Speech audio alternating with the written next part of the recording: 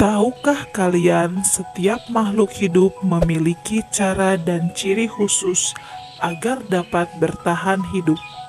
Penyesuaian diri makhluk hidup agar dapat bertahan hidup disebut adaptasi.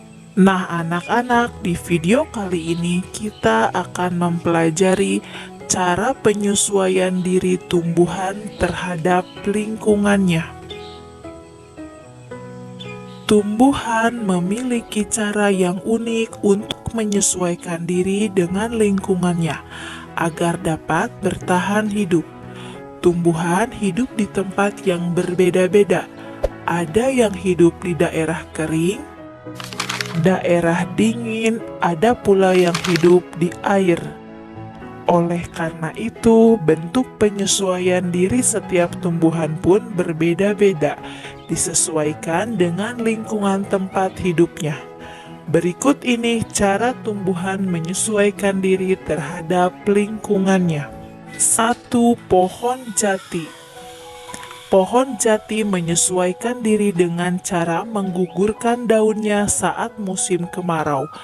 Pengguguran daun ini bertujuan agar tidak terjadi penguapan yang berlebihan yang dapat menyebabkan tumbuhan kekurangan air dan mati.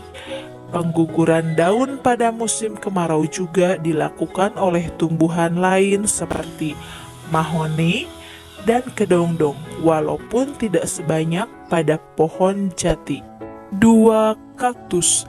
Kalau di rumah atau di sekolahmu ada tanaman kaktus, coba perhatikan tanaman tersebut. Habitat asli tanaman kaktus sebenarnya adalah tanah yang kering seperti gurun. Oleh karena itu, tanaman ini menyesuaikan diri dengan kondisi lingkungan yang kering dan panas. Kaktus dapat bertahan hidup di daerah gurun karena mampu mengatur penggunaan air secara efektif. Hal tersebut dapat terjadi karena kaktus memiliki beberapa ciri-ciri khusus. Berikut ini beberapa ciri khusus kaktus. 1. Batang tebal karena tersusun atas jaringan spon. Jaringan spon di dalam batang menyebabkan kaktus mampu menyerap air hujan dalam jumlah yang banyak sebagai persediaan pada musim kering. Selain itu, pada permukaan batang terdapat lapisan lilin untuk mencegah penguapan. 2. Akar yang panjang dan banyak. Akar kaktus berukuran panjang dan banyak, menyebar beberapa sentimeter di bawah permukaan tanah. Akar mempercepat kaktus untuk menyerap air hujan yang sesekali turun. 3. Daun berbentuk duri. Bentuk daun kaktus berupa duri sehingga dapat mengurangi penguapan. Selain itu, duri-duri tersebut dapat menangkap titik-titik embun sehingga melindungi kaktus dari kekeringan. Duri juga berfungsi sebagai alat pertahanan dari hewan pemakan daun. 3. Teratai. Teratai merupakan tumbuhan air. Akar dan batang teratai terdapat di dalam air, sedangkan helaian daunnya mengapung di permukaan air. Bunga teratai tampak menyembul keluar dari permukaan air. Meskipun terendam di dalam air, teratai bisa hidup dan tidak mudah busuk seperti tumbuhan lainnya. Hal tersebut karena teratai memiliki ciri khusus yang membantu mengatasi kelebihan air pada tubuh. Berikut ini ciri khusus yang dimiliki teratai.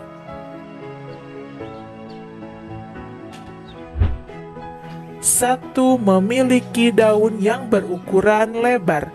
Ukuran daun yang lebar pada teratai dapat mempercepat proses penguapan atau transpirasi sehingga kandungan air di dalam tubuh menjadi seimbang.